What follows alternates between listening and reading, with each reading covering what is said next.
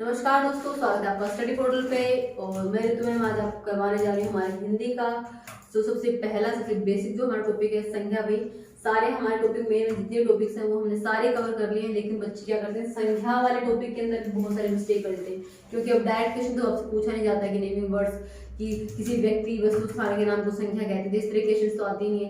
Question को थोड़ा सा टिपिकल कर दिया जाता है, तो हम वही चीज इस वीडियो में करेंगे कि संख्या के अंदर से क्वेश्चन को किस तरीके से आपका थोड़ा सा टिपिकल बनाया जा सकता है और आपसे पूछा जा सकता है। ठीक है, तो बेसिक से स्टार्ट करते हैं। संख्या क्या है, उसके टाइप्स कौन कौन से होते हैं, उसके बाद क्वेश्चन कैसे पुटअप किए जाएंगे वो हम इसमें लास्ट में डिस्कस करेंगे भी हमारे कि संख्या के अंदर से भी कैसे क्वेश्चन को आपका घुमाया जा सकता है और आपसे अलग तरीके से पूछा जा सकता है। ठीक है, सबसे पहले हम क्या करेंगे, संख्या क्या है बताइए हमें। सबसे बेसिक अगर हम बात करें तो संख्या का मतलब क्या है कि शाब्दिक अर्थ होता है आपका नाम।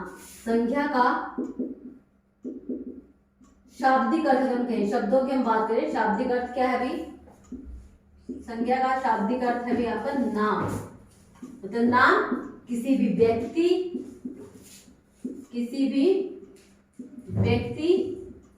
वस्तु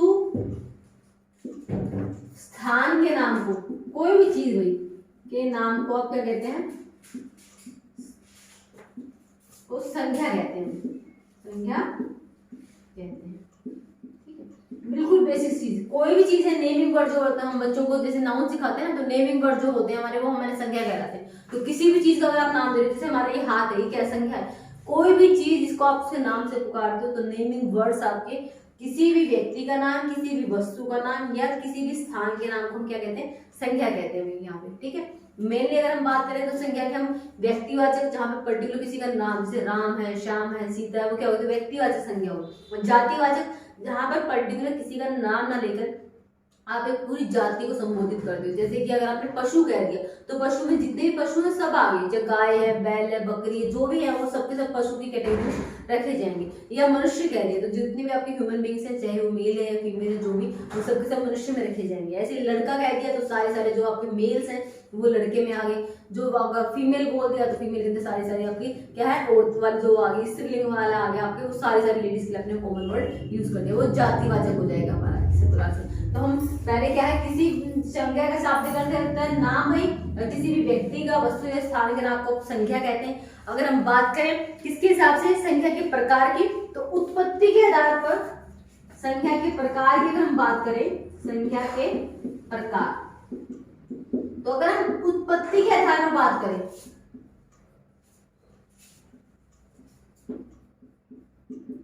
उत्पत्ति के आधार पर संख्या के तीन भेद हैं, तीन प्रकार हैं। ठीक है, उत्पत्ति के आधार पर संख्या कितने प्रकार हैं, तीन प्रकार हैं। ठीक है, कौन कौन से आपके, रूढ़ मतलब जो पर्टिकुलर अपने साथ एक ही मीनिंग लेते रहते हैं। ठीक है, जिनका एक फिक्स आपका अर्थ होता है, रूढ़ हो गया। जैसे कि आपने बोल दिया सफेद है, कृष्ण है, हिमालय है, ठीक है, दिल्ली है। ठीक है, तो रूढ़ शब्द क्या है, वो शब्द जिनका अपना एक पर्टिकुलर एक फिक्स अर्थ होता है, जिसको वो सिंपल फॉर्म में नहीं तोड़ा जा सकता। ठीक है, वो आपको क्या कहते हैं, रूढ़ कहलाते हैं। संज्ञा का मतलब है नेमिंग वर्ड, तो रूढ़ में संज्ञा कौन से हो जाएंगे, जो आपके क्या होते हैं, आपके वास्तविक, जिनका अर्थ एक फिक्स होता है, जो मूल रूप में यही रहते हैं, इसको और छोटे सार्थक खंडों में बांटा नहीं जा सकता। दूसरा यौगिक भाई, ठीक है, सेकंड क्या है, यौगिक, जो आपके दो शब्दों से मिलके बने होते हैं। जैसे आपने बोल दिया पन और घट, पन घट, या रसोई घर, रसोई का भी अर्थ है, घर का भी अर्थ है, रसोई घर। या फिर आप क्या कह सकते हो, आपका इसके अंदर पाठशाला, पाठ और शाला किन शब्दों से मिलकर बना है, एक पाठ से और शाला से, पाठशाला, रसोई घर। तो ये हमारे क्या हो जाएंगे, यौगिक कहलाएंगे। तो यौगिक क्या है, जो शब्द आपके दो या दो शब्दों से मिलके बने हुए हैं, जिनका आपके अलग इंडिपेंडेंट मीनिंग होता है। रसोई का अगर हम तोड़ दें शब्दों को, तो रसोई का अपना अलग मतलब है, घर का आपका अलग मतलब होता है। पाठ का मतलब आप जैसे पाठ है, शाला मतलब जहाँ पे पढ़ाया जाता है, वो जगह उसको बोलते हैं। तो ये आगे यौगिक शब्द हो जाएंगे। तीसरे आपके क्या होते हैं, योग रूढ़।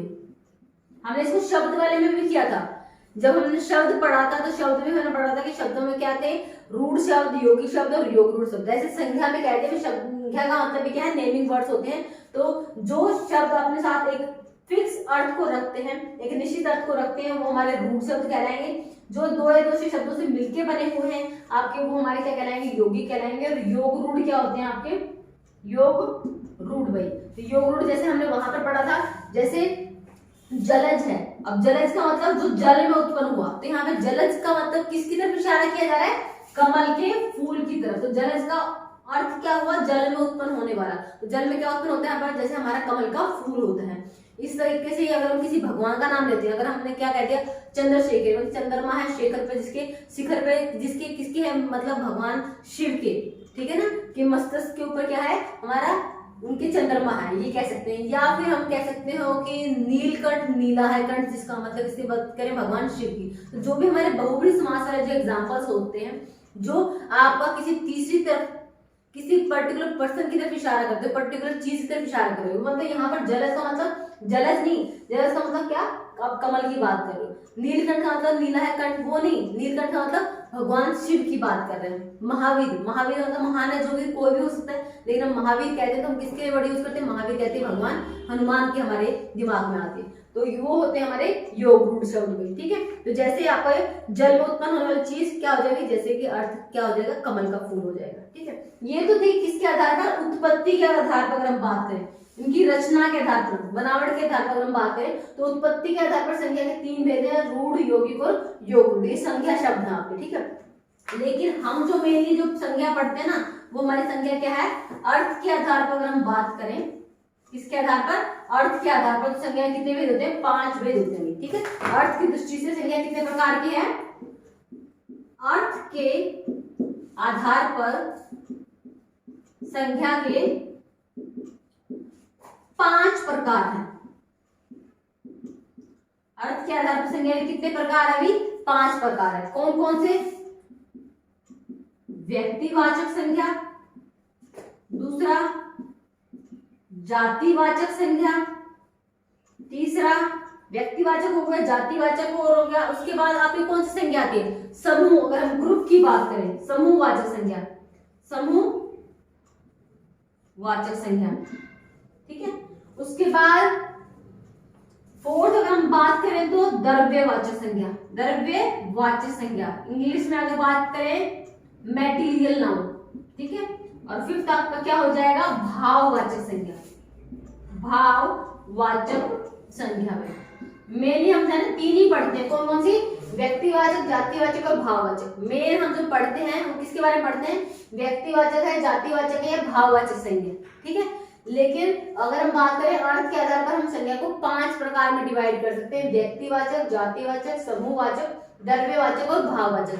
व्यक्तिवाचक आपको पता ही है, किसी पर्टिकुलर पर्सन के बारे में बात करता है, वो आपके व्यक्तिवाचक है। इसकी डेफिनेशन की अगर बात करो, जो किसी व्यक्ति या स्थान वस्तु का फिक्स आपका बोध कराते हैं। अगर राम कहा है तो मतलब हमारे दिमाग में सीधा क्या आ रहा है, राम आ रहा है, सीता है, या किसी का नाम ले रहे हैं, हिमालय है, नदी में नदी ना कह के आप गंगा कह रहे, तो उस गंगा नदी का नाम लिया, तो किसी भी पर्टिकुलर वस्तु का, स्थान का, या आपका जो नाम है वो क्या कहलाएगा, व्यक्तिवाचक संज्ञा कहलाएगा, ठीक है। तो व्यक्तिवाचक संज्ञा के अंदर क्या है आपका, कि आपका जैसे राम, गंगा और पटना आप लिख सकते हो भाई, राम, गंगा और पटना क्या हो जाएगा आपका, व्यक्तिवाचक संज्ञा हो जाएगा। जो संज्ञा शब्द किसी व्यक्ति, वस्तु, स्थान का बोध कराते हैं उनको व्यक्तिवाचक संज्ञा कहते हैं। जैसे आपका यहाँ पर राम, गंगा, ठीक है। लड़का कहती तो लड़का में तो आपकी पूरी जाति का नाम आ गया, जो भी लड़के हैं वो सब, लेकिन मैंने लड़कों में क्या बोल दिया, राम का नाम ले दिया, तो मतलब एक पर्टिकुलर पर्सन का नाम मैं ले रही हूँ। नदियां कहती तो मैं क्या होता, जातिवाचक होता, लेकिन मैंने क्या कहती, गंगा कह दी, तो मैं नदियों में किसका पर्टिकुलर बता रही, किस नदी की बात कर रही हूँ, गंगा नदी की।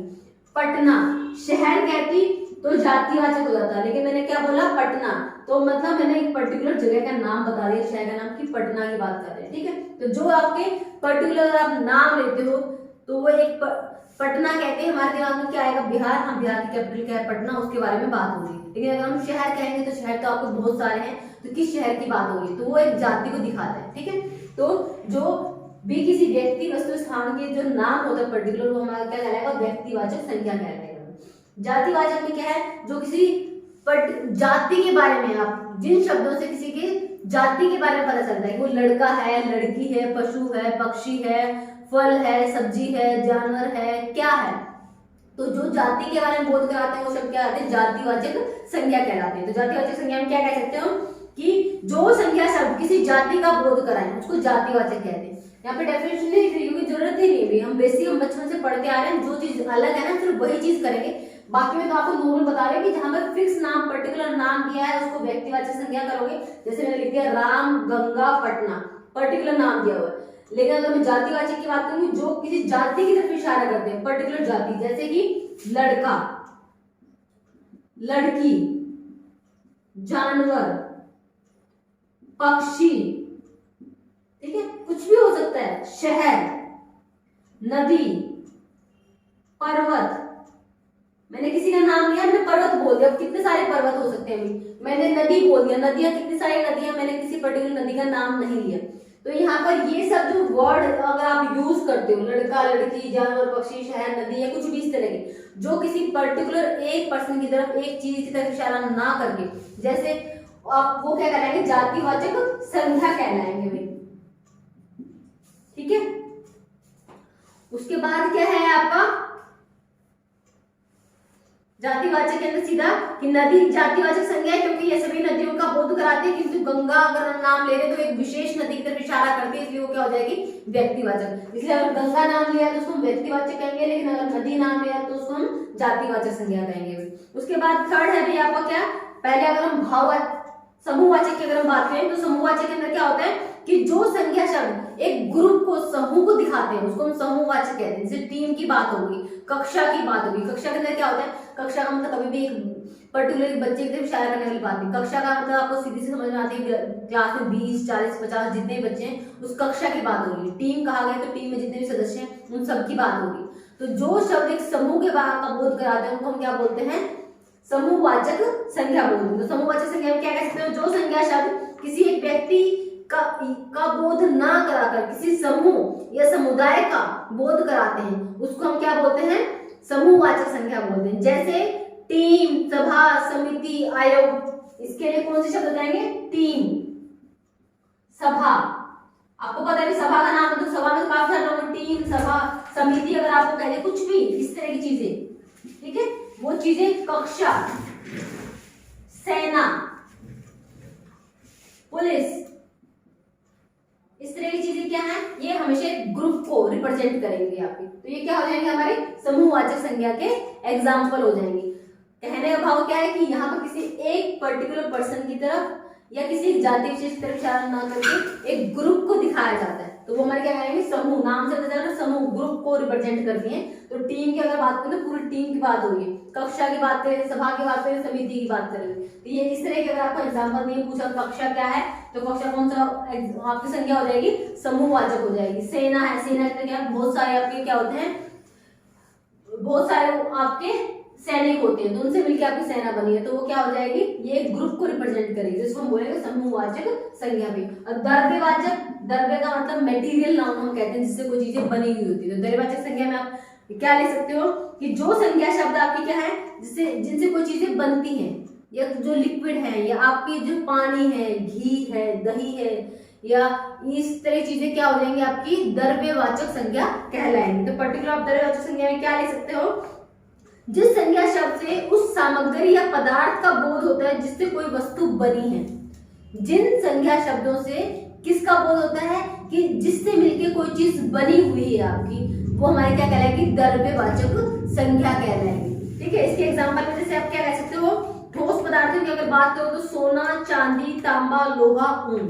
द्रव्यवाचक संज्ञा में अगर आप ठोस की बात करो तो सोना, चांदी, लोहा, ऊन, ये किसके एग्जाम्पल हो जाएंगे, द्रव्यवाचक की हो जाएंगे। कोई मतलब है कि पर्टिकुलर मटेरियल का नाम कर रहे तो आप इसको क्या कह सकते हो कि व्यक्तिवाचक में कह रहे हो कि धातु, धातु अगर कहेंगे तो जातिवाचक, और यदि धातु में एक पर्टिकुलर नाम बता दिया तो आपका क्या हो गया, सोना क्या हो गया, व्यक्तिवाचक हो गया। उस केस में जब आपके तीन ही आपके प्रकार अगर डिफाइन है, अगर आपको 3 में से पूछा गया है कि व्यक्तिवाचक है, जातिवाचक है कि भाववाचक है, देखो कई बुक्स के अंदर क्या है, आपकी संज्ञा को किसी बुक में 5 टाइप बनाए हुए, किसी में इसके 3 टाइप बनाए हुए, जहां पर इनको अलग अलग नहीं किया गया है, द्रव्यवाचक संज्ञा को और समूहवाचक को अगर अलग नहीं किया गया है भाई, तो वहां पर आप सोना को किसके अंदर रखोगे, व्यक्तिवाचक में रखोगे। क्यों?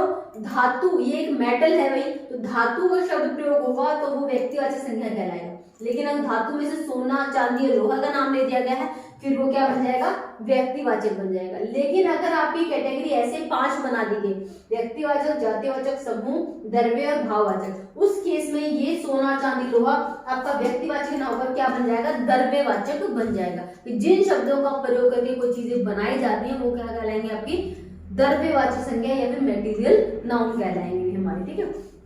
तरल में अगर हम बात करें तो तेल, पानी, घी, दही। ठोस के अंदर तो सोना, चांदी, लोहा के क्या होंगे, द्रव्यवाचक संज्ञा के एग्जांपल। और अगर लिक्विड की हम बात करें, द्रव्य की अगर हम बात करें तो इसके अंदर क्या हो जाएगा आपका, घी, तेल, पानी, दही, जो लिक्विड चीजें हैं वो किसके एग्जांपल हो जाएंगी, हमारी द्रव्यवाचक संख्या के एग्जांपल हो जाएंगे, ठीक है। उसके बाद भाव। भाव हमें पता है कि भाव जो भी हमारे भाव होते हैं, मतलब कोई चीज, वो हमारे क्या कहते हैं, भाववाचक संख्या के अंदर चले जाते हैं, जहां से आप वर्ड से बताते हो। तो भाववाचक संख्या में आप क्या कह सकते हो कि जैसे आपकी जो संख्या शब्द भाव, गुण, दशा का बोध कराते हैं, किसी भी व्यक्ति मन की अवस्था का बोध कराते हैं, वो हमारे क्या कहते हैं, भाववाचक संख्या कहलाते हैं। तो जो संख्या शब्द भाव, गुण, दशा का बोध कराएं उनको भाववाचक कहते हैं। जैसे बुराई, मिठास, खटास, तो क्या हो जाएंगे, भाववाचक संख्या कहलाएंगे। जिसका एग्जांपल में आप लिख सकते हो मिठास या आपकी बुराई, ठीक है, बड़प्पन। इस तरीके से ये हमारे क्या हो जाएंगे, भाववाचक संख्या कहलाएंगे। जिससे भी मन के भाव, दशा, गुण का बोध होगा वो संख्या शब्द हमारे भाववाचक संख्या के एग्जाम्पल होते हैं। आपको ये चीज क्लियर करनी है, बिल्कुल बेसिक चीजें। व्यक्तिवाचक जो एक पर्टिकुलर की तरफ नाम बताएं वो व्यक्तिवाचक है। जातिवाचक जो किसी एक पर्टिकुलर पर्सन का नाम ना बताकर किसी एक जाति को रिप्रेजेंट करते हैं, चाहे वो किसी की भी हो, जानवर, पक्षी, पशु, मनुष्य, कोई भी चीज, ठीक है, वो हमारे क्या कहते हैं, जातिवाचक। समूह मतलब जो एक ग्रुप को रिप्रेजेंट करें, एक पर्सन, आप इंडिविजुअल एक पर्सन की बात नहीं कर रहे, ग्रुप की बात कर रहे हो। सेना बोल दिया तो इसका मतलब पूरी मिलिट्री की आप बात करो, पुलिस बोले तो पुलिस फोर्स की आप बात कर रहे हो। ऐसे ही टीम है, सभा है, समिति है, कक्षा है, ये किसको रिप्रेजेंट करेंगे, समूहवाचक संज्ञा को रिप्रेजेंट करेंगे। द्रव्यवाचक संज्ञा के अंदर जो भी लिक्विड चीजें हैं या सॉलिड चीजें हैं जिनसे मिलकर कोई दूसरी चीजें बनती हैं वो हमारे द्रव्यवाचक संज्ञा कहलाएगी। तो ठोस के अंदर सोना, चांदी, लोहा, वो हमारी द्रव्यवाचक संज्ञा है। लिक्विड की अगर हम बात करें तो घी, तेल, पानी, इस तरह की लिक्विड चीजें हमारी क्या है, द्रव्यवाचक संज्ञा के एग्जाम्पल। और भाववाचक सबसे इंपॉर्टेंट, जो भी आपकी संख्या शब्द मन के भावों को प्रकट करते हैं, मन की दशा को प्रकट करते हैं, वो हमारे क्या कहेंगे, भाववाचक संज्ञा कहलाएंगे। तो एग्जाम्पल के तौर पे कह सकते हो मिठास और आपका बुराई भी, ठीक है। उसके अलावा क्या है आपके, जैसे क्रोध है, यौवन है, ये भी आपकी भाववाचक में चले जाएंगे। क्रोध करना, क्रोध, क्रोध, यौवन, ये शब्द क्या है, आपके भाववाचक संज्ञा है, ठीक है।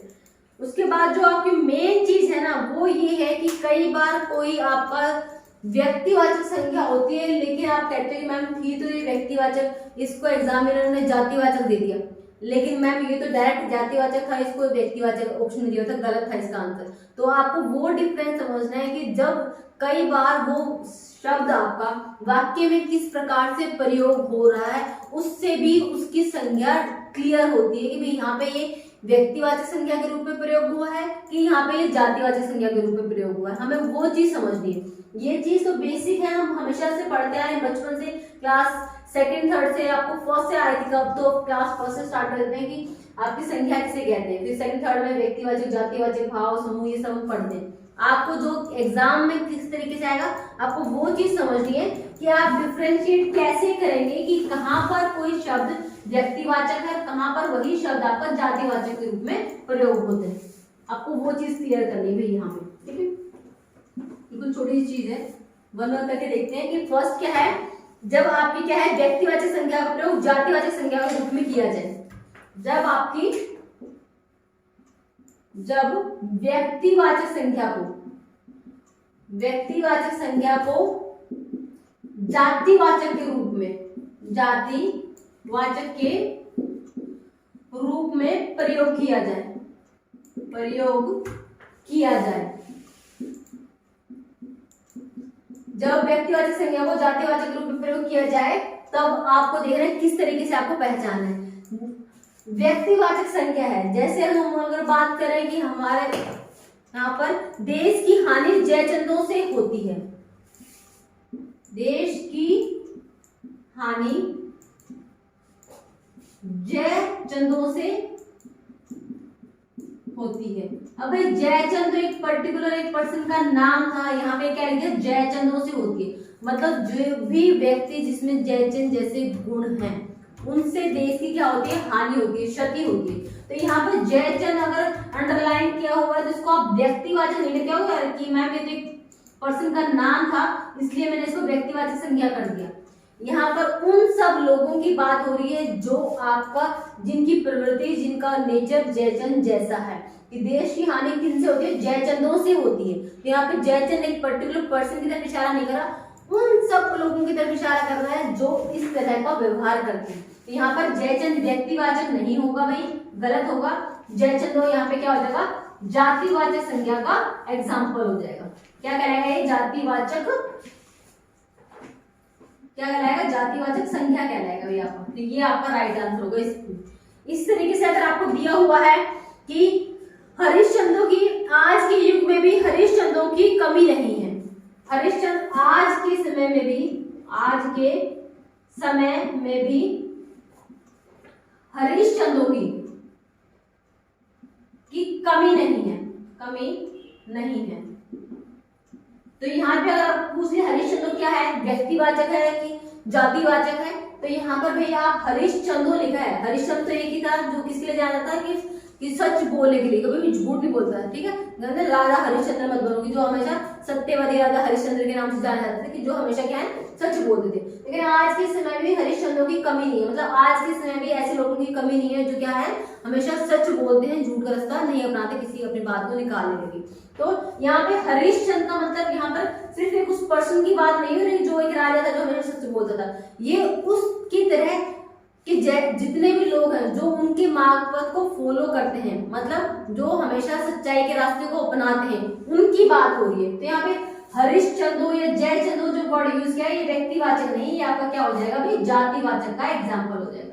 आपको ये डिफरेंस समझना है कि कई बार हम ये क्या करते हैं, नाम देखते रहते हैं, एक पर्सन व्यक्ति विशेष का नाम है तो ये हमारा व्यक्तिवाचक संज्ञा कहलाएगा। तो ये व्यक्ति विशेष का नाम नहीं है, ये उस व्यक्ति की क्वालिटी का कंपैरिजन हो रहा है कि हरिश्चंद्रों की कमी नहीं है, मतलब जैसे बहुत सारे लोग हैं जो अभी भी उनकी तरह ही रहते हैं, उनकी क्वालिटी को फॉलो करते हैं। क्या हो जाएगा, जातिवाचक संज्ञा का एग्जाम्पल हो जाएगा। तो ये आपको डिफरेंस समझना है कि जब आप सेंटेंस पढ़ोगे ना तो उस सेंटेंस में सिर्फ उस पर्सन की बात हो रही है या उस पर्सन की क्वालिटीज की बात हो रही है, ठीक है, इस गुणों की बात हो रही है। यहाँ पे जयचंद की बात नहीं हो रही, जयचंद के गुणों की बात हो रही। यहाँ पे हरिश्चंद्र की बात नहीं हो रही, हरिश्चंद्र के गुणों की बात हो रही। तो उस जैसे लोग मतलब जो उसके मार्ग को फॉलो करते हैं, तो ये हमारा क्या हो जाएगा, ये व्यक्तिवाचक नहीं होगा, ये हमारा क्या कहलाएगा, जातिवाचक कहलाएगा। तो इस तरह के एग्जाम्पल्स पढ़ के आपको समझना है कि यहाँ पे सेंस क्या निकल के आ रही है, यहाँ पे हम गलती करते हैं। नेक्स्ट क्या है जो हम गलती करते हैं, क्या, जातिवाचक संज्ञा का प्रयोग व्यक्तिवाचक संज्ञा के रूप में, उल्टा। अब तो था व्यक्तिवाचक संज्ञा को आपने यूज कर रहे थे किसकी तरह, जातिवाचक की तरह। अब जातिवाचक भी कई बार यूज होती है व्यक्तिवाचक की तरह। जब जातिवाचक संज्ञा शब्द को प्रयोग करते हैं, जातिवाचक संज्ञा को व्यक्तिवाचक के रूप में प्रयोग करते हैं, व्यक्तिवाचक के रूप में प्रयोग करते हैं, ठीक है। जब जातिवाचक संज्ञा को व्यक्तिवाचक के रूप में प्रयोग करते हैं भाई, उस केस में आप देखो क्या होता है भाई आपका। तो आप एक चीज बताओ मुझे यहाँ पर कि यहाँ पर जैसे पंडित जी है, पंडित जी देश के प्रथम प्रधानमंत्री थे। गांधी जी भारत के राष्ट्रपिता हैं, या राष्ट्र गांधी जी भारत की क्या है भाई,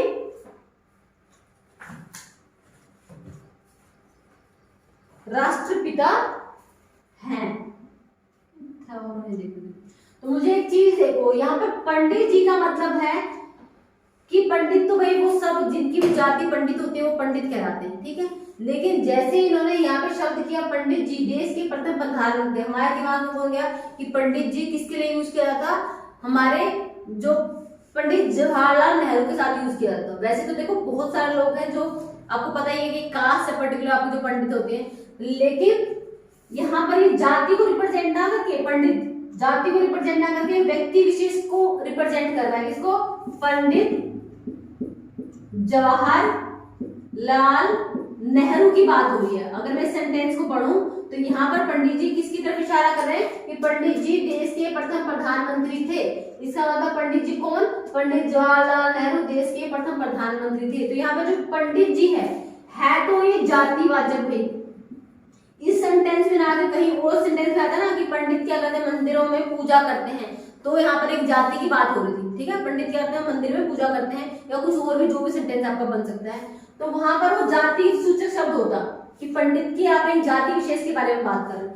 लेकिन यहाँ पर ये जातिवाचक ना होकर ये क्या है, व्यक्ति विशेष के बारे में बात कर रहे हैं कि यहाँ पंडित जी किसको रिप्रेजेंट कर रहे हैं, पंडित जवाहरलाल नेहरू को रिप्रेजेंट कर रहे हैं। तो यहाँ पर ये क्या हो जाएगा, व्यक्तिवाचक संज्ञा का उदाहरण हो जाएगा। तो आपको उससे वो क्या करता है, पूरा सेंटेंस दे देता है और अंडरलाइन करके दे देता है कि पंडित जी के अंदर कौन सा संज्ञा है, कि आपकी व्यक्तिवाचक है, जातिवाचक है, भाववाचक है। तो भाववाचक तो वैसे नहीं बचा, व्यक्तिवाचक और जातिवाचक। तो पंडित को आप देखिए कहते हैं जाति विशेष के बारे में बात हो रही है, तो ये आपकी क्या होगी, जातिवाचक होगी। लेकिन यहाँ पर एक पर्सन की तरफ इशारा हो रहा है, तो ये हमारा क्या हो जाएगा, व्यक्तिवाचक का एग्जाम्पल हो जाएगा। किसका हो जाएगा भाई, व्यक्तिवाचक संज्ञा कहलाएगा, व्यक्तिवाचक संज्ञा कहलाएगा। सेम वही चीज गांधी जी के साथ है। गांधी जी भारत के राष्ट्रपिता हैं, गांधी जी भाई। तो गांधी जी तो जैसे अब सोनिया गांधी है, ये आपका राहुल गांधी है, कितने लोग हैं जो गांधी फैमिली होते हैं, मतलब जिनका पीछे क्या सरनेम है एक गांधी, वो उसको रिप्रेजेंट कर रहे हैं। लेकिन यहाँ पर जैसे ही गांधी जी बोला गया तो हमारे दिमाग में क्या है, गांधी जी मतलब आपके मोहनदास करमचंद गांधी। किसकी बात हो रही है, मोहनदास करमचंद गांधी की बात हो रही है।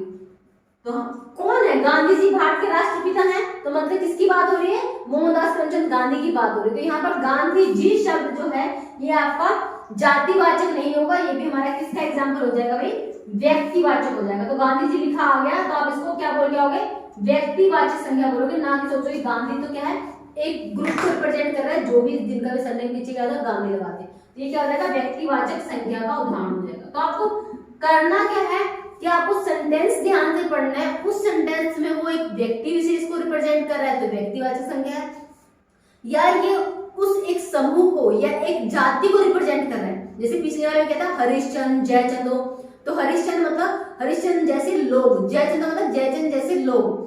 या आप हमारे देश में क्या है, शेक्सपियर मतलब वो पर्सन जा चुका, उसके साथ अगर कंपैरिजन किया जाए तो वहां पे क्या होगा, जाति की विशेष हो जाएगी कि उसकी रचनाएं तो क्या है, कालिदास को भारत का शेक्सपियर कहा जाता है, हिंदी साहित्य का शेक्सपियर कहा जाता है। तो भाई शेक्सपियर तो एक ही पर्सन था, उसका नाम था, लेकिन यहाँ पे अगर शेक्सपियर वर्ड यूज किया गया है तो कालिदास को भारत का शेक्सपियर कहा जाता है, तो कालिदास तो आपके क्या हो गया, व्यक्तिवाचक है। लेकिन यहाँ पे जो शेक्सपियर भी है ना, तो यहाँ पे गलती मत करके आना, कभी तुमको वो भी यहाँ पे अंडरलाइन करके कैसे दे सकता है,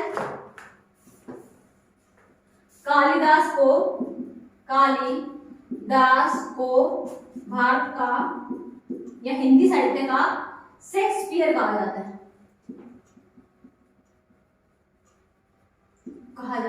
ठीक है। तो यहाँ पर इसको भी अंडरलाइन कर दे, इसको भी अंडरलाइन कर दे, ऑप्शन में दे देगी दोनों क्या है, व्यक्तिवाचक व्यक्तिवाचक, एक दे व्यक्तिवाचक जातिवाचक, एक दे दे जातिवाचक व्यक्तिवाचक, एक दे दे दोनों जातिवाचक। इस तरीके से 4 पेड़ बना के दे दिया अभी।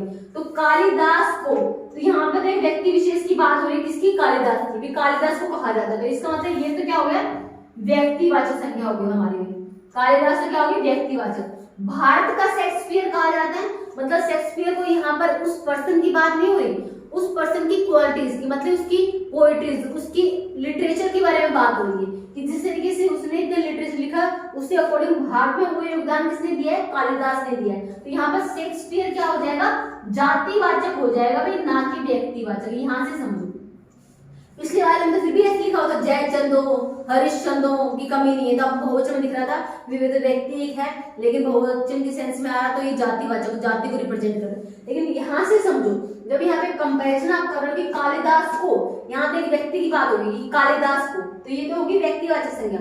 भारत का शेक्सपियर कहा जाता है, इसका मतलब यहाँ पे बात होगी शेक्सपियर की लिटरेचर की, उसके काम की बात होगी, ना कि शेक्सपियर की वो है कि कालिदास ही शेक्सपियर, ऐसे तो पॉसिबल ही नहीं है।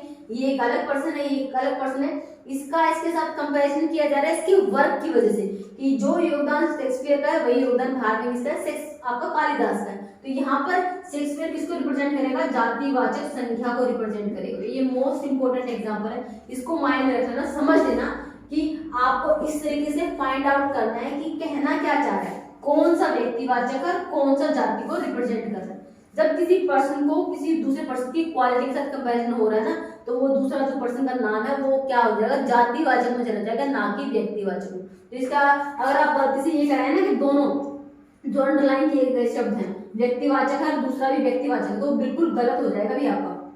ठीक है, यहाँ पर क्या आएगा, पहला तो होगा व्यक्तिवाचक संज्ञा है कालिदास में, और दूसरा क्या है शेक्सपियर में जातिवाचक संज्ञा है। ठीक है, ये चीज आपको समझनी है, ये इंपॉर्टेंट है आपकी, जहां पर आप संज्ञा के अंदर भी गलतियां कर सकते हो। नेक्स्ट देखो, एक तो था जातिवाचक को संज्ञा व्यक्तिवाचक के रूप में यूज करना, सेकंड एक था आपका व्यक्तिवाचक को जातिवाचक के रूप में प्रयोग करना भी। ठीक है, और क्या है, भाववाचक संज्ञा को जातिवाचक के रूप में प्रयोग करना, भाववाचक को भाववाचक संज्ञा को जातिवाचक संज्ञा के रूप में प्रयोग करना। ठीक है, भाववाचक संज्ञा को जातिवाचक संज्ञा के रूप में प्रयोग करना कि है तो भाव, लेकिन उसको अगर हम किसके रूप में यूज कर रहे हैं, जातिवाचक रूप में, वो कैसे पहचानेंगे। ठीक है, तो यहाँ पे कह रहे हैं जब कोई भाववाचक संज्ञा बहुवचन में प्रयोग होती है तब वह जातिवाचक कहलाते हैं। इसकी पहचान क्या है, जब कोई भाववाचक संज्ञा, हमेशा याद रखना भी भाववाचक संज्ञा एक वचन में होती है। ठीक है, यदि वो भाववाचक संज्ञा को बहुवचन में लिखा हुआ है, इसका मतलब अब वो भाववाचक नहीं है, अब वो जातिवाचक बन गई है। ठीक है, ध्यान रखना, जब कोई भाववाचक संज्ञा बहुवचन में प्रयोग की जाती है,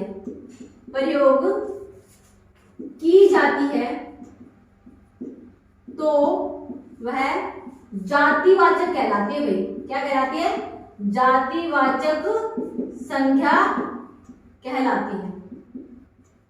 ठीक है, जब कोई भाववाचक संज्ञा बहुवचन में प्रयोग की जाए तब वो भाववाचक ना रहकर क्या बन जाती है, जातिवाचक बन जाती है।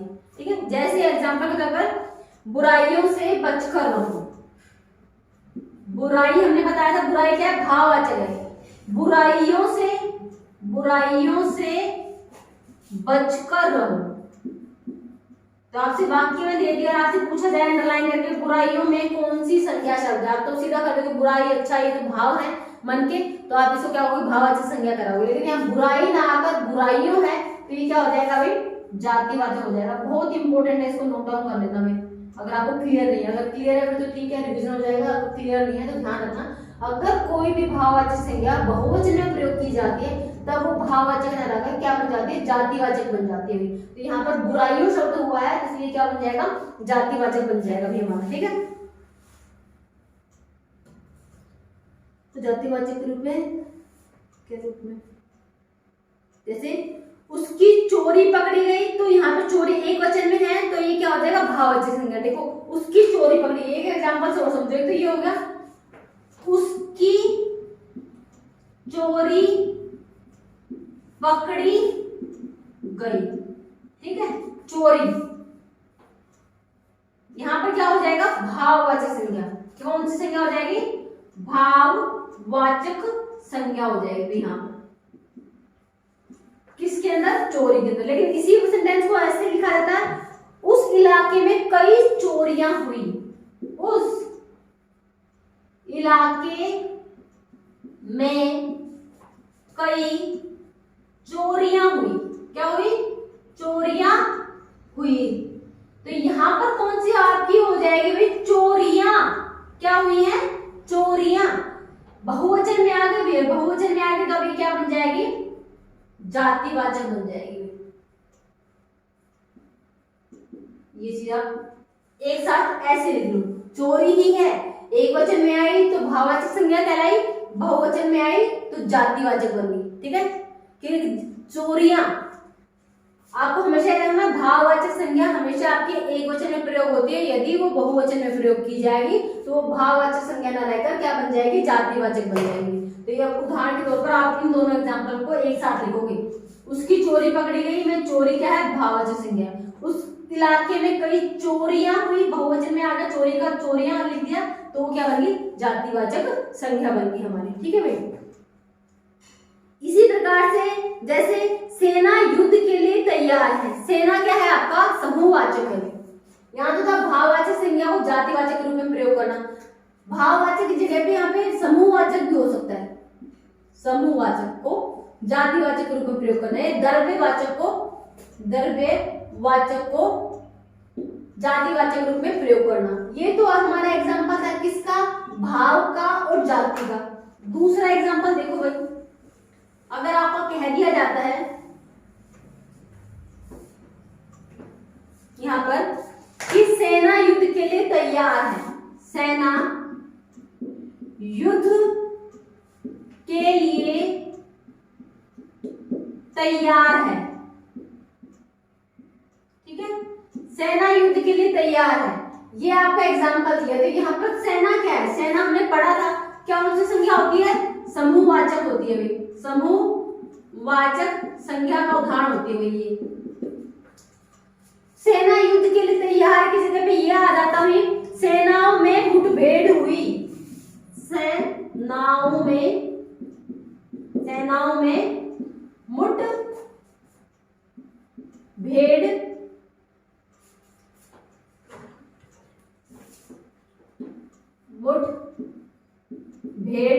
हुई। इस केस में यहाँ सेनाओं पर अंडरलाइन किया हुआ है तो ये क्या हो जाएगा? समूहवाचक ना बनकर ये हमारा क्या हो जाएगा? जातिवाचक हो जाएगा। ठीक है, दो अलग अलग सेनाओं की बात हो रही है तो जातिवाचक बन जाएगा भी आपका। ठीक है, तो सेनाओं में मुठभेड़ हुई में सेना बहुवचन में है, इसलिए सेना क्या बन जाएगी? सेनाओं क्या बन जाएगी? जातिवाचक। आपको ध्यान रखना है, कभी भी आपके समूह वाले जो शब्द होते हैं या आपके भाव वाले शब्द वो एक वचन में ही आ रहे हैं, अगर उनको बहुवचन में प्रयोग करोगे तो वो क्या रह जाएंगे? समूहवाचक। वो आपके क्या बन जाएंगे? आपके जातिवाचक बन जाएंगे। ठीक है, ध्यान रखो, सेनाओं को बहुवचन में प्रयोग किया गया था तो बहुवचन में आने के बाद ये समूहवाचक ना रहकर क्या बन जाएगी? जातिवाचक बन जाएगी। ठीक है,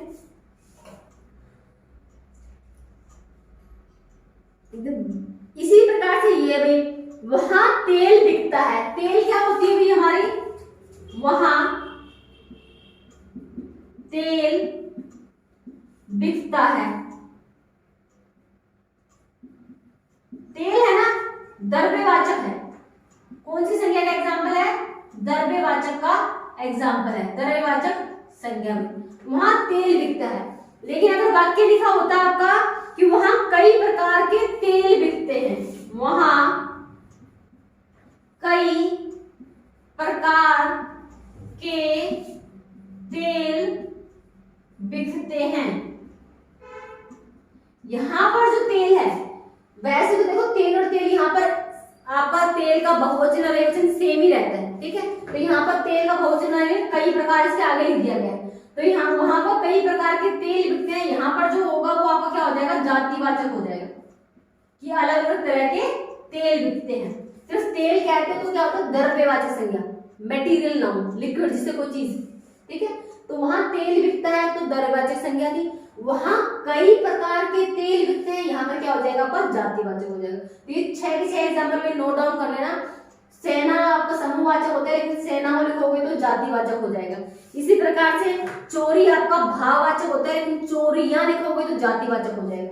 सेम एज इट इज तेल आपका द्रव्यवाचक संज्ञा होता है, लेकिन आपको कई प्रकार के तेल, तो मतलब इसकी बहुवचन की बात कर रहे हो तो ये क्या हो जाएगा, जातिवाचक संज्ञा का एग्जाम्पल हो जाएगा ये हमारा। तो ये तीन चीज आपको ये ध्यान रखनी कि कहाँ पर व्यक्तिवाचक जातिवाचक के रूप में प्रयोग होता है, कहाँ पर जातिवाचक व्यक्तिवाचक के रूप में प्रयोग होता है, और कहाँ पर हमारी भाववाचक समूहवाचक या द्रव्यवाचक को आप जातिवाचक के रूप में प्रयोग करते हो।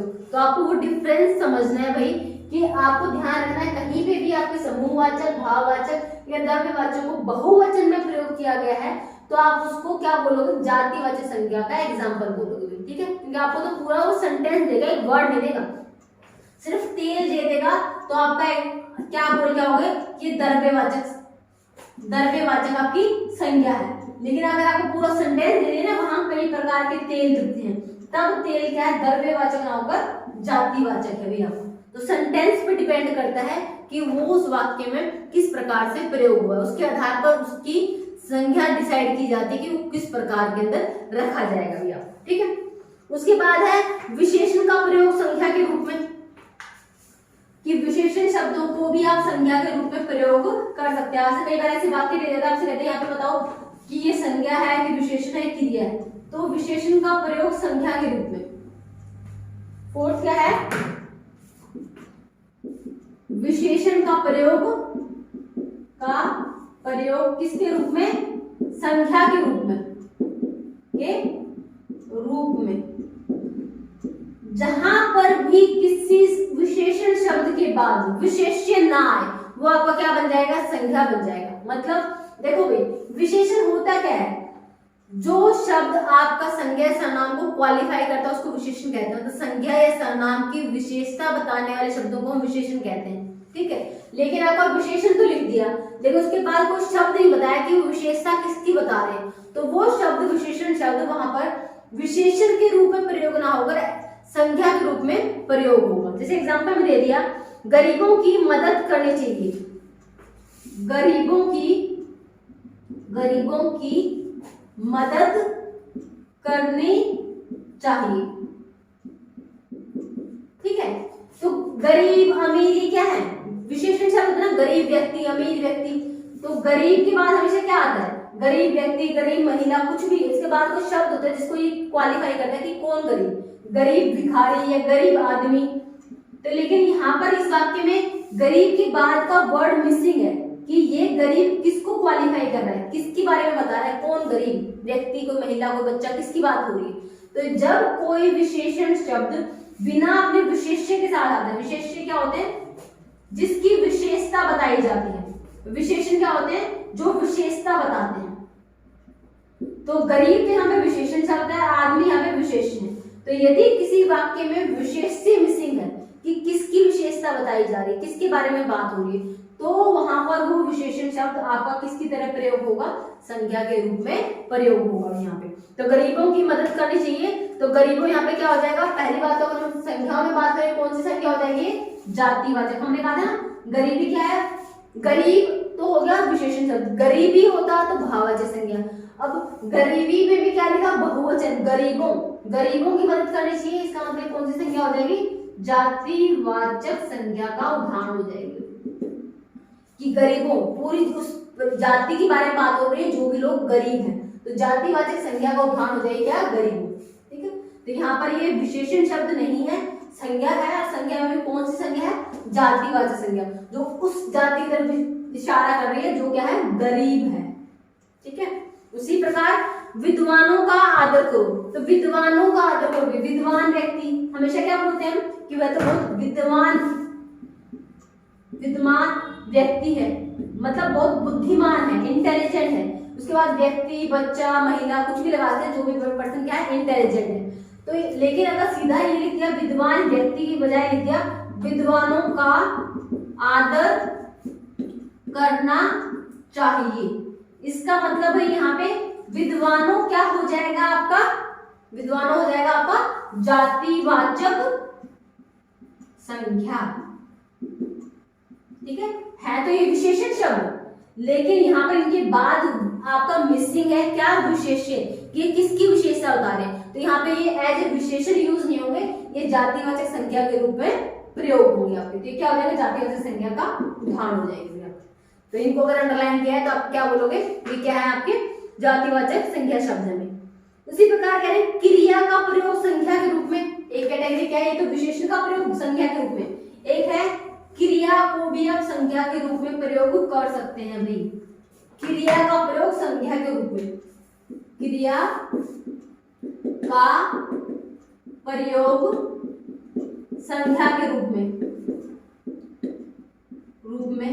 कैसे करते हैं, जैसे हम क्रिया है, कोई काम करते हैं, टहलना एक क्रिया होती है, तो टहलना स्वास्थ्य के लिए लाभदायक होता है, या हम कह सकते हैं दौड़ना, पढ़ना, पढ़ना भी एक क्रिया है, हमने कहा पढ़ना एक अच्छी आदत है, अच्छी आदत है, पढ़ना एक अच्छी आदत है, या चलने से ही दूरी तय होगी, चलने से ही दूरी तय होगी, या जो हमने पहले बोला था टहलना सेहत के लिए जरूरी है, क्या, टहलना सेहत के लिए जरूरी है, ठीक है। तो यहाँ पर क्या है, पढ़ना, चलना, टहलना होती हैं क्रियाएं, लेकिन ये यूज हो रही है कैसे, संख्या के रूप में, यहाँ पे क्रिया के रूप में नहीं आएंगे, यहाँ पर ये एक संज्ञा के रूप में आए। आप इसके बारे में बता रहे हैं, जो पढ़ना है, पढ़ने की जो एक आदत है वो अच्छी होती है, तो पढ़ना यहाँ पे क्या है, क्रिया नहीं है। अगर आपको अंडरलाइन सेंटेंस ऐसे दे दिया, फिर आपको अंडरलाइन करके दे दिया, तो आपको पढ़ना को क्रिया करके नहीं आना, कहीं उठना, बैठना, चलना, फिरना, टहलना, ये हमारी सारी क्रिया होगी। अगर सेंटेंस ऐसे लिखा हुआ है, पढ़ना एक अच्छी आदत है, ये चलने से दूरी तय होगी, टहलने से सेहत के लिए जरूरी है, तो इनको कभी भी गलती से आप क्रिया मत करके आना भाई, ये आपकी क्या होती है, संख्या होती है। अगर ऐसे लिखा होता ना कि तुम्हें पढ़ना चाहिए, वो पढ़ने की सेंस वह पढ़ता है, ठीक है, या वह टहलता है, वह चल रहा है, इस तरीके से अगर प्रयोग होता तो वहां पे वो क्रिया होता। लेकिन यहाँ पर ये एज ए संज्ञा के रूप में प्रयोग हुआ है, तो यहाँ पर ये हमारा क्रिया नहीं होगा, ठीक है, ये हमारा क्या कहलाएगा, संज्ञा कहलाएगा। इनको नोट डाउन कर लेना, मोस्ट इंपोर्टेंट है, क्योंकि आप गलती कर सकते हो कि पढ़ना, चलना, फिरना, हमें पता है कि जो भी जिन शब्दों से किसी काम के करने या होने का भाव होता है, चलना, फिरना, उठना, बैठना, ये हमारी क्रिया होती है, तो आप उनको क्रिया कहलाते हो। तो ये यहाँ पर एज ए सब्जेक्ट यूज हुए, कर्ता की जगह पे यूज हुए, तो ये हमारी यहाँ पर क्रिया के रूप में नहीं है, ये यहाँ पे संज्ञा के रूप में प्रयोग हुई है, ठीक है। उसके बाद एक चीज और है आपकी, अव्यय का प्रयोग संख्या के रूप में भी। किसका प्रयोग, अव्यय का प्रयोग। अव्यय आपने अभी मैंने आपको एक टॉपिक करवाया था भाई, अव्यय किसे कहते हैं, तो अव्यय आपके अविकारी शब्द, जो इन शब्दों पर लिंग, वचन, कारक, काल की वजह से कोई परिवर्तन नहीं होता, उनको हम अव्यय कहते हैं, ये अविकारी शब्द कहते हैं। तो भाई अव्यय का प्रयोग संख्या के रूप में, तो जो अव्यय शब्द होते हैं वो भी आप संख्या के रूप में प्रयोग कर सकते हो। अव्यय का प्रयोग संख्या के रूप में, किसके रूप में, संख्या के रूप में भी अव्यय शब्दों का प्रयोग। यहाँ पे उदाहरण में आप लिख सकते हो, जैसे हाँ में हाँ मिलाना उसकी आदत है, हाँ में हाँ मिलाना उसकी आदत है, हाँ में हाँ मिलाना उसकी आदत है। या फिर आपका क्या हो गया, क्या हाय हाय लगा रखी है, क्या हाय हाय लगा रखी है। तो यहाँ पर भी जो हाँ में हाँ मिलाना या हाय हाय जो शब्द है, ये आपके क्या होते हैं, अव्यय शब्द होते हैं, ठीक है। तो यहाँ पर लेकिन ये अव्यय के रूप में प्रयोग नहीं हुए, ये हमारे संख्या के रूप में प्रयोग हुए। यहाँ पर संज्ञा शब्द है, कर्ता ग्रुप में यहाँ पे आ रहा है कि हाँ में हाँ मिलाना उसकी आदत है, तो यहाँ पर ये क्या है, अव्यय नहीं कहलाएगा। अगर बाकी के स्टार्टिंग में आ गया, ये हमारे यहाँ पे क्या कहलाएगा, संज्ञा कहलाएगा, ठीक है। अव्यय का प्रयोग संज्ञा के रूप में, क्या हाय हाय लगा रखी है, तो यहाँ पे हाय हाय क्या है आपका, आपके जिसमें क्या करते हैं ना, विस्मय आदि में जो किया था अभी, विस्मयादि बोधक जो हमने अव्यय के अंदर पढ़ा था उसकी टाइप्स में। तो यहाँ पर हाय क्या हो जाएगा, ये भी संख्या के रूप में प्रयोग हुआ, संख्या कहलाएगा, ना कि आपका अव्यय कहलाएगा।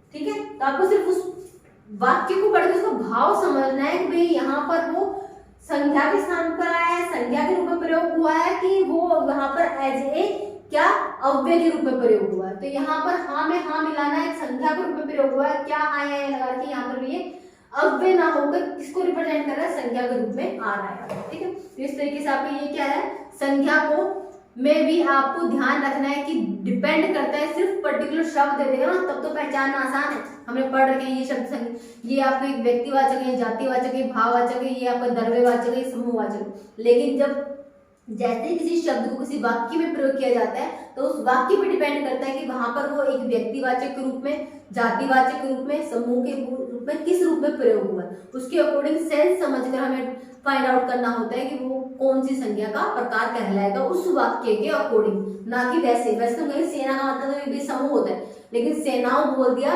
तो आपको वहां पर उसको समूह नहीं करना है, जातिवाचक करना है। ठीक है, ध्यान रखना चाहिए, मोस्ट इंपोर्टेंट चीज आपकी यही होती है। तो यहाँ पर एक चीज और है जो हमने डीएससी पेपर में भी गई क्या की थी, डिस्कस की थी। तो यहाँ पर आपके क्या आ जाते हैं, पद परिचय आ जाते हैं। तो संज्ञा के अंदर एक छोटा सा वो कर लेते हैं, जैसे हमने राम ने रावण को बाण से मारा, राम ने रावण को बाण से मारा। ठीक है, तो यहाँ पर हमें क्या पद परिचय पूछ लिया, अगर राम का पद परिचय पूछ ले, रावण का पद परिचय पूछ ले, बाण का, उनकी मर्जी है, हमें नहीं पता, वो किसी का भी पूछ सकते हैं। अगर राम का पद परिचय पूछा जाएगा तो आपको क्या क्या चीजें बतानी है। भाई राम यहाँ पे क्या है, किसके रूप में आया है, तो करता है। उसके अलावा राम क्या है यहाँ पर, भाई एक तो है ये पुल्लिंग, स्त्रीलिंग है कि पुल्लिंग है, राम है तो राम क्या है, तो यहाँ पे है ये पुल्लिंग भाई। ठीक है, उसके बाद वचन कौन सा है, राम, एक व्यक्ति की बात हो रही है, एक वचन है भाई, पुल्लिंग है, एक वचन है। और कौन सी संख्या है भाई आपकी, जाति है कि व्यक्ति है, एक पर्सन, पर्टिकुलर पर्सन की बात कर रहे हैं हम, कुछ की राम की बात कर रहे हैं, तो कौन सी संख्या है ये, व्यक्ति वाचक संज्ञा है भाई ये। ठीक है, उसके बाद राम ने संज्ञा बता दी, कौन सी संज्ञा है, व्यक्तिवाचक संज्ञा है। सीक्वेंस में अगर बात करें ना तो इन्होंने किस सीक्वेंस में लिखा है, हम संख्या का टॉपिक कर रहे हैं, तो पहले तो ये संज्ञा है, संख्या में भी कौन सी संज्ञा है, व्यक्तिवाचक संज्ञा है। व्यक्तिवाचक संज्ञा के बाद लिंग और वचन कौन सा है, कि लिंग आपका पुल्लिंग है भाई, वचन कौन सा है भाई, एक वचन में प्रयोग हुआ है, राम ने रावण को मारा, एक वचन में प्रयोग हुआ है। किस रूप में आया है, कर्ता के रूप में आया है। ठीक है, किसके रूप में प्रयोग हुआ है यहाँ पे, राम का, राम ने रावण को बाण से मारा। तो ने से हमें पता चला ये क्या है, कारक से पता चला कि कौन सा कारक, कर्ता कारक है। यहाँ पे कौन सा कारक है, कर्ता कारक हो गया, राम ने कर्ता कारक हो गया भैया आपका। उसके अलावा क्या है, राम ने संज्ञा, व्यक्ति आपकी कौन सी संज्ञा, वचन, कारक कौन सा है, और आपका क्या है, कर्ता किसका है, ये मारा क्रिया का, मारा क्रिया के कर्ता के रूप में प्रयोग हुआ है, कर्ता के रूप में। ये इसका पद परिचय हो गया। आपको क्या क्या चीजें बतानी है, संज्ञा कौन सी है, वचन कौन सा है, लिंग कौन सा है, कारक कौन सा है, और किसका कर्ता है, ये मारा का हो गया है। सेम यहाँ पे अगर हम रावण की बात करेंगे, रावण का पद परिचय देने के लिए कह दिया, तो हमें पहले देखनी संख्या कौन सी भी। तो आपका क्या है, संज्ञा तो है, रावण भी किसी व्यक्ति का नाम है। ठीक है, देखो अगर यहाँ पे तुम होता ना तो हम यहाँ पे संज्ञा ना करके उसको क्या लिखते, सर्वनाम लिखते। अच्छा होता तो उसको ना हम संज्ञा करते, ना हम उसको सर्वनाम करते, फिर हम उसको क्या करते हैं, विशेषण शब्द करते। तो पहले तो हमें ये देखना है कि ये शब्द है क्या, किसी का भी नाम है जिसका मतलब वो संज्ञा शब्द है। तो सबसे पहले तो क्या है, संज्ञा है। रावण एक पर्टिकुलर व्यक्ति का नाम है, तो ये व्यक्तिवाचक संज्ञा है। उसके बाद लिंग, एक आपका पुल्लिंग है भाई, व्यक्ति है, पुरुष है, फीमेल, मेल है भाई, पुल्लिंग है। वचन, एक व्यक्ति की बात है, एक वचन है। कारक, कौन सी विभक्ति इसके साथ लगी है, राम ने रावण को, अब को विभक्ति किसकी होती है, कर्म की, तो कौन सा कारक है, कर्म कारक है भाई। उसके बाद अगर हम बात करें क्या है ये, मारा क्रिया के कर्म के रूप में प्रयोग हुआ है। मारा क्रिया के किसके रूप में? कर्म के रूप में, कर्म के रूप में प्रयोग हुआ है। ठीक है। और अगर हम बाण की बात करें तो बाण में क्या आ जाएगा? बाण में क्या हो गया भाई? बाण। बताओ, संज्ञा है, ये भी नाम है ना कि कोई एक चीज जिससे आप क्या करते हो? धनुष में यूज करते हो। बाण है तो क्या कौन सी संज्ञा भाई? संज्ञा है। लेकिन क्या ये व्यक्तिवाचक है कि जातिवाचक है? बाणों के अंदर सब बाण आ जाएंगे, किसी एक पर्टिकुलर बाण का नाम बाण नहीं है। जितने भी बाण है वो एक जाति विशेष को दिखा रहे हैं। भाला बोल दिया, तलवार बोल दी, बाण बोल दिया, तो वो उसकी सारी उसमें जाति आ गई है। तो यहाँ पर संज्ञा है, लेकिन कौन सी संज्ञा है भाई? जातिवाचक संज्ञा है। किसके अंदर? मैं बाण की बात कर रही हूँ भाई। संज्ञा है, लेकिन कौन सी संज्ञा है? जातिवाचक संज्ञा है। जाति को रिप्रेजेंट कर रही है कि किसकी? बाणों की भी। ठीक है, तो संज्ञा है, जातिवाचक संज्ञा है। यहाँ पर अगर हम लिंग की बात करें, कौन से लिंग में यूज हुआ? राम ने रावण को बाण से मारा। यहाँ पे बाण क्या है? पुल्लिंग है भाई। ठीक है, और वचन कौन सा है? राम ने रावण को बाण से मारा। एक सिंगल बाण की बात होगी। बाण से मारा ना, तो ये किस रूप में आया है? एक वचन के रूप में आया है। ठीक है, संज्ञा है, लेकिन कौन सी संज्ञा है? जातिवाचक। सारे बाणों की जाति होती है, किसी एक का नाम बाण नहीं कि ये बाण है, दूसरी कोई और चीज है। जितने भी बाण है उन सबको क्या नाम दे रहे हैं? जैसे लड़का है तो जितने भी आपके मेल है उन सब क्या है? लड़के उसमें आ गए। तो ऐसे ही बाणों के लिए जातिवाचक संज्ञा है, पुल्लिंग है, एक वचन है। और कारक की बात करें, राम ने रावण को बाण से। बाण से कौन सा होता है आपका? कर्ण कारक होता है। कौन सा होता है? कर्ण कारक। ये मैं आपको पद परिचय बता रही हूँ कि अगर आपको कोई वाक्य दे दिया और वहां पे किसी संज्ञा शब्द का आपसे पद परिचय मांगे गए तो आपको क्या क्या चीजें बतानी होती है। तो अगर हम बाण की बात करें तो संज्ञा, जातिवाचक, पुल्लिंग, एकवचन, कर्ण कारक। और कर्ण कारक में बाण कैसे आया है? मारा के साधन के रूप में। कैसे मारा? साधन के रूप में। वो चीज जिसकी हेल्प से मारा गया है तो साधन बन गया ना, तो मारा के साधन के रूप में प्रयोग हुआ है, साधन के रूप में प्रयुक्त हुआ है। कौन शब्द? बाण शब्द। ये इसका पद परिचय हो जाएगा। तो मैंने तीनों को बता दिया, राम का क्या रहेगा, रावण का क्या रहेगा और बाण का क्या रहेगा। तो आपको यहाँ से क्लियर करना है भाई जातिवाचक क्यों? क्योंकि बाण एक पर्टिकुलर चीज का नाम नहीं है, उन सारी चीजों का नाम है जो आपकी बाण है। जितनी भी चीजें, संज्ञा है, जातिवाचक है, पुल्लिंग में प्रयोग हुआ है, एक वचन है, कर्ण कारक है क्योंकि विभक्ति साथ में क्या लगे? से लगे। कर्ता ने कर्म को कर्ण से, तो विभक्ति क्या है? से है, तो कर्ण कारक है। और मारा क्रिया के किसके रूप में प्रयोग हुआ? साधन के रूप में प्रयुक्त हुआ है भाई ये बाण आपका। ठीक है, कि बाण की हेल्प से मारा है, चाकू से मारा है, हाथ से मारा है, पैर से मारा, तो वो साधन हो गया जिस चीज से मारा जा रहा है। तो बाण से मारा जा रहा है तो मारा क्रिया के साधन के रूप में आया है आपका बाण। ये इसका क्या हो जाएगा भाई?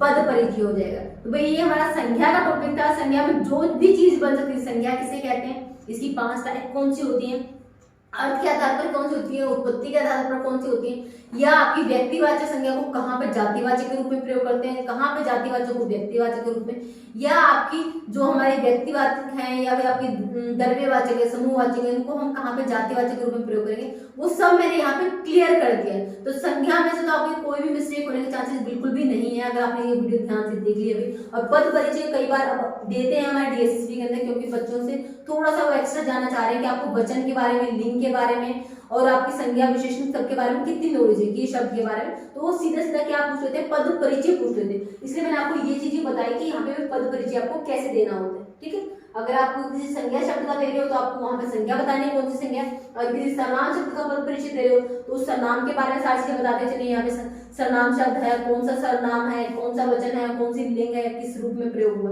वो सारी चीजें। तो आपसे किसी भी शब्द का पद परिचय भी पूछा जा सकता है। तो यहाँ पर भी हमारा संज्ञा वाला टॉपिक कंप्लीट हो जाता है। एक अच्छे से इसको देख लेना, आपकी यहाँ से संज्ञा से कम कोई भी मिस्टेक नहीं होगी। तो मिलते हैं नेक्स्ट वीडियो में नए टॉपिक के साथ, तब तक के लिए धन्यवाद।